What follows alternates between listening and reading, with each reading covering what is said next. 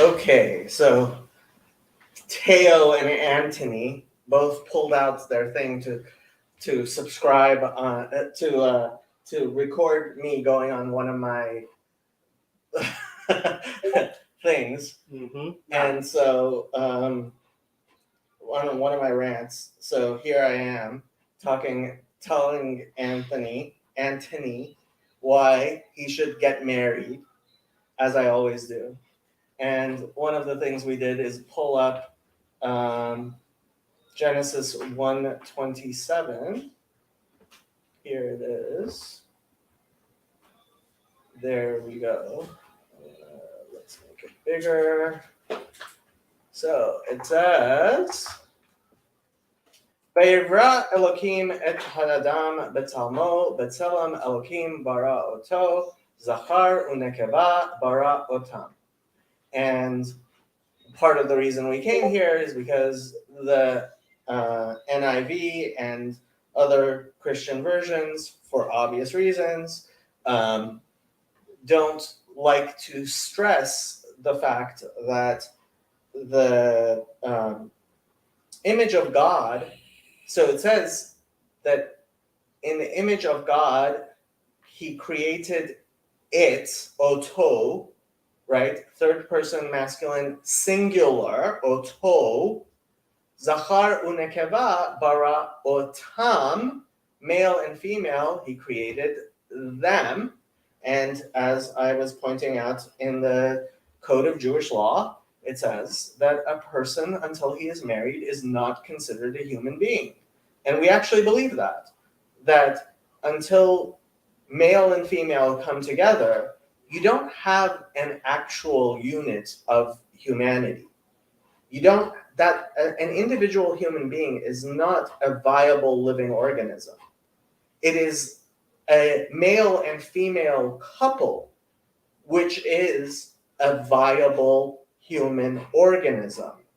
That's an actual human organism.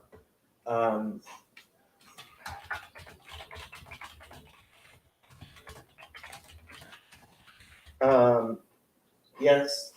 So I have a question. Yes. Because we didn't start off talking about marriage. Well, if you're gonna ask a question, you should kind of. Hello. So we started off, and I was talking. You ended up saying to me about composure. Move the. Yeah. Chaotic's not. It's not all There we about go. me. There we go. So started talking about composure, Mm-hmm. and the feedback I've had consistently is you're disorganized. This is a problem. Mm-hmm. And I was saying, and then how did we get from there to and you were get married, right? So thankfully they haven't legalized bachelorette abortion yet. Funny. Hey Bazani. So because when we were talking, I mean, you noticed I asked you questions about like siblings and peers and family groups, right? So and it was all very fragmented. Right. And so we don't, ourselves, our mind, our cognition does not consist in just what is in our skulls, certainly, but even within our skin. It's extended. It's extended, and other people are part of that. An individual human being is not a viable living organism. And that's why in solitary confinement, like the worst thing you can do to a human being is solitary confinement. And if a person is completely in isolation, they will lose their mind. Yes, right? I agree with that. So you're telling me about all of these different problems you're having in attention and relating to other people, and it's like, well, yeah, it seems like you're not hooked into the larger cognitive network that we as human beings have. I would agree with that. And when you do get become like, so the reason I've been telling you that you should, so we're going to Rodeo Drive, and Anthony is going to see how much money he can scrape together for an engagement ring. Rodeo Drive might be a little bit too expensive. We'll figure it out. But yeah, if it has to be cubic zirconia, it can be cubic zirconia. My mom's a jeweler, and she says the only way you can tell cubic zirconia from a real diamond is a cubic zirconia is too perfect. Yeah, yes. Right? Oh, yes. Some good news on that front. Yeah. Me and my girlfriend share that we're not very invested in the material side of a wedding. No. That doesn't matter. You're going to buy her a nice ring. Okay. Because it's not just about you and her. Yes. It's about actually valuing things. Yeah. And we're not Gnostics, hopefully. And it's important. It's important to give your wife a nice ring. So I didn't say I wasn't going to get her a nice ring, but that we share the values around that. It's not like there's conflict over that side of things. Does that make sense? So actually, Bazani said, my wife has a duplicate of her wedding ring that she wears for daily use. My recommendation, buy a nice, beautiful cubic zirconia and tell her that once you two save enough money, you're going to buy her a real version of it, and she can wear that one as a symbol of the one you're going to buy her as soon as you can. Okay. I think we can get you like a nice cubic zirconia ring for like $20. What? Yeah, and then that one, Okay, that'll be a placeholder. That'll be a placeholder, and then because talking to someone on a daily basis keeps you sane. Yeah.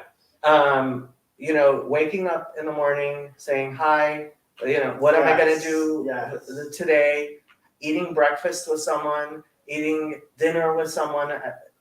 Watching television with someone, listening to things with someone, and to go back to the male and female thing, which the title of this, Rachel and Anthony, silent H.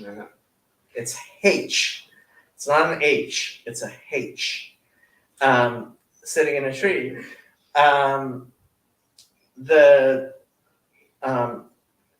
Because the hardest thing in the world, and I could give you citations to Midrash and Talmud and Torah, right? The hardest thing in the world, and the primary intention of the world is for male and female to come together, and that does produce fruit, and so. Because of, yes, I know, I'm going to address what you were saying. I like the conversational thing. So I raised some. Here are some hesitations I felt. Can you help me address them? So one of them was around the issue of children. Right. You want to get married. One person's, hey, I'd like kids. The other side's not certain. What was your response to that? I think that if you already have been with someone for 2 years, you're effectively married already. Common law marriage in some sense. If you were living together, that would be common law marriage. So basically, formalized. You're already married. And that's why I'm like, get on with it. Yeah. Like, if are you going to stop being with your girlfriend? Are you going to break up with her over the fact that you may have some disagreements about children? Okay, so how is this entering into the conversation of your actual relationship? Well, in going to take an action, Yeah. There are hesitancies, things where you go, ooh. Yeah, but you have, and this is, it gets me so like, so this is the Protestant thing, to say one thing and do something else, right? And honestly, like this has like, the way I characterize being a Protestant is doing one thing and saying something else, right? You're talking about like, oh well, she doesn't want to have kids and I do, or I don't want to have kids and she does, right? As if that's a deal breaker when the deal's already been sealed. You're already pretty much married. You just refuse to actually admit that the reality is what it is. Well, and me personally, I haven't disagreed with you along the way. When you said that you're already married, I get the context there. In England, in common law, you're living together as partners, that is a common law marriage. The environmental context you're in, you know what I mean? If I've grown up in a world that isn't really recognised, is it me personally refusing, or am I? You said this to me, I've gone, wow, I've not made that connection. That makes sense to me. Yeah. Well, I mean, I'm only going off of what you tell me, and from what you've told me, and my 2 seconds of waving at your girlfriend on the phone, it's like you two have been together for 2 years. We should pull up a chair. No. Here, you can sit on his lap. Hey, you were leaning into the camera. He's about to get married to Rachel.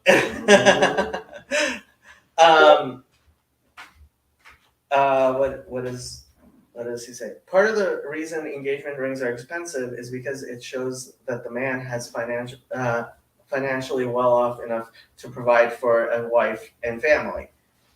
Yes. I've got a question for you. This was some of the one thing that I raised. Why have you not bought a ring? Why have you not married? Well, I'm still paying off debts. And what did I say to you? Okay, tell me again. I said to you, well, are you going to be more financially well off once you're married than you are right now? I mean, is that going to help you compose your financial situation? Right, because like, living by yourself is a lot more expensive than living with someone else. Massively. Cooking, like 2 people making food for themselves together is so much more economical than one person. So like, it's the partnership of you and your wife together that's going to help you succeed in the world.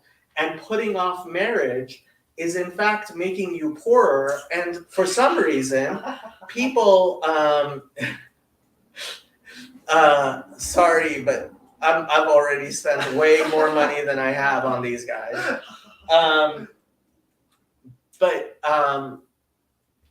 Like people say they're holding off on getting married in order to, because of their financial situation. And it's like, well, your financial situation is actually worse because you're not married, and so that thing about composure can be somewhat generalized.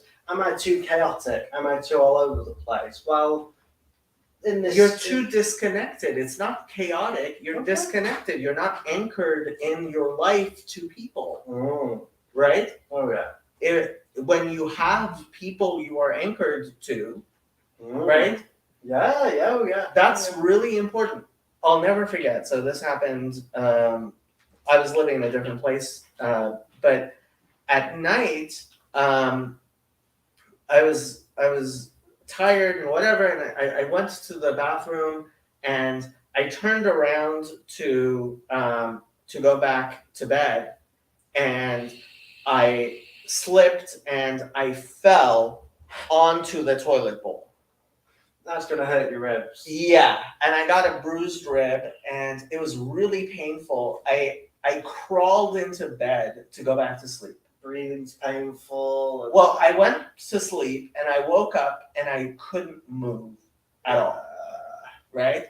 I woke up, I can't move. I was in intense pain. And I called my cell phone. I got to my cell phone and called my parents to come and help me and take me to their urgent care and figure out what's happening.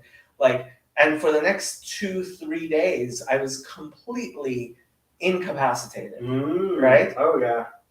If I was just living alone, I would have had to call an ambulance. That would have cost me a good $3,000. Oh yeah. Right? That's not the appropriate solution. You want to have those relationships. Right. Yeah. And so if this financial fragility that we have, and it's funny because Elizabeth Warren wrote a book with her daughter called The Two-Income Trap, which explains how it's actually destroying our finances to have both people working, having people support each other financially, right? One person's doing the working, the other person's taking home of the domestic stuff. And this crazy idea that you can't divide labor, right? He takes out the trash, she takes out the trash. And it's no, maybe he's better at taking out the trash, and maybe he's better at fixing the kitchen sink, and maybe she's better at fixing lunch. And oh yeah, so we've in the relationship that I'm specifically focused on, we already recognize there's a division of labor here. There are things that some people are better at than others. That makes an awful lot of sense. So, and it wasn't just get married. There was a follow-up. You get married and then continue extending. Okay, so you said move in together. Yes. Tell me about that. Let's say I'm going, I can't make it work, I can't afford, her parents wouldn't let me live there, she might not want to leave her parents. Well, I mean, it's cheaper for two people to live together than two people to live apart. Financially, move into it. And it's not even just that. It's the isolation, the social isolation. So I made this mistake myself. And one of the things I tell my nephews is an intelligent man learns from his mistakes. A wise man learns from other people's mistakes. So learn from my mistakes. I thought that living alone and having a place where I was living by myself and I was able to isolate myself from other people, and this is a wrong thing that psychology has been telling people. Spiral into its own. There's a feedback loop there. Exactly. It just makes it worse and worse and worse. Whereas living with other people, sharing space with other people, in fact, improves your capacity to be to function. And so you're not doing your mental health any favors by isolating. I completely agree. I see what you're saying there. I've got one last thing there. Oops, there we go. There are people. That's Derek. I think, unfortunately, we have to go, people. Bye. Oops.